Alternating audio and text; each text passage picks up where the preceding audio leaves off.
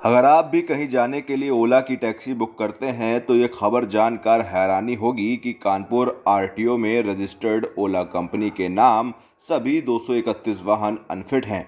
इनके किसी वाहन के पास आरटीओ का फिटनेस सर्टिफिकेट नहीं है, फिर भी ये शहर ही नहीं बाहर भी धड़ल्ले से भेजी जा रही है। एक खास बात और है कि ओला कंपनी से कितने वाहन अनुबंधित है, इसका आरटीओ के पास रिकॉर्ड नहीं है। उन वाहनों की फिटनेस है कि नहीं, ये भी आरटीओ को पता नहीं है। यही नहीं, कई वाहनों का टैक्स भी जमा नहीं किया गया है। ऐसे हालत में ये ओला कंपनी कानपुर के लोगों के जीवन से खिलवाड़ कर रही है। अब आनन फानन में आरटीओ ने कंपनी को 2 दिन का टाइम देकर फिटनेस करवाने व कॉमर्शियल टैक्स जमा करने का आदेश दिया था। आरटीओ राजेश सिंह ने बताया कि ओला कंपनी व उससे अनुबंधित टैक्सी का संचालन मानक के विपरीत संचालित होने की जानकारी मिली थी।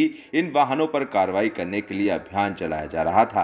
थर्सडे को चलाए गए अभियान में 11 ओला कंपनी की टैक्सी को सीज भी किया गया है। जो सबसे प्राथमिक उद्देश्य है तो न केवल एक सुगम और सस्ता परिवहन उपलब्ध कराना है और उसके साथ साथ हम लोगों को राजस्व की प्राप्तियां भी करनी होती हैं। हम लोगों का जो राजस्व का लक्ष्य रहता है उसकी 100% पूर्ति के लिए निर्देश समय समय पर माननीय मंत्री जी और परिवहन आयुक्त महोदय और मंडलायुक्त महोदय देते रहते हैं। हम लोगों ने इस महीने जब देखा कि ओला की गाड़ियों पे काफ़ी ज़्यादा बकाया है, लगभग 1,51,00,000 रुपये उनकी गाड़ियों पर बकाया है।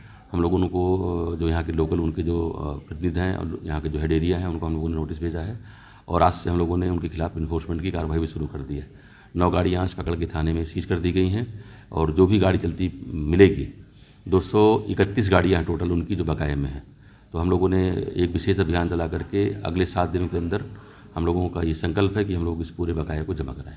सर, कुछ मालिक ऐसे भी होते हैं जो बिना रजिस्ट्रेशन के, बिना आरटीओ के जानकारी के भी गाड़ियां चलवा रहे हैं, आपकी नॉलेज में भी नहीं है, उनके खिलाफ क्या होगा? ऐसी जो आपका आशा ऐसा है कि जो बिना टैक्सी कोटा लिए और बिना टैक्सी परमिट लिए गाड़ियाँ चलवाते हैं, ऐसे जो आप कह रहे हैं, तो हम लोगों ने ये हमारे प्रवर्तन कार्य का रेगुलर हिस्सा है और अभी पिछले दिनों 1 हफ्ते का एक विशेष अभियान चलाया गया था ओवरलोड का और ऐसे वाहनों का जिनको हम लोग अनाधिकृत वाहन कहते हैं।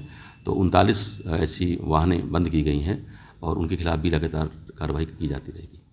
शहर में 20,000 से ज्यादा अनफिट वाहन यमदूत बनकर सड़कों को रौंद रहे हैं। इनमें सबसे अधिक संख्या ई रिक्शा की है।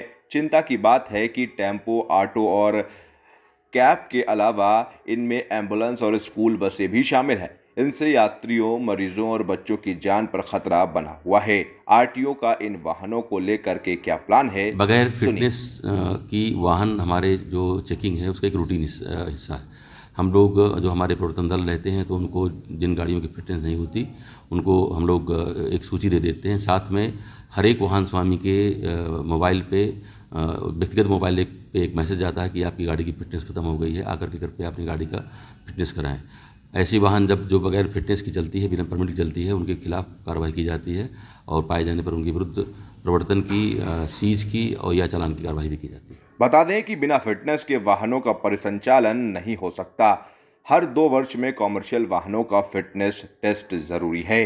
अनफिट वाहनों के मालिकों को समय समय पर नोटिस भेजी जाती है, लेकिन अब अगर वाहन का फिटनेस ना हुआ मिला तो अब ऐसे वाहनों को सीधा सीज किया जाएगा और उनसे जुर्माना भी वसूला जाएगा।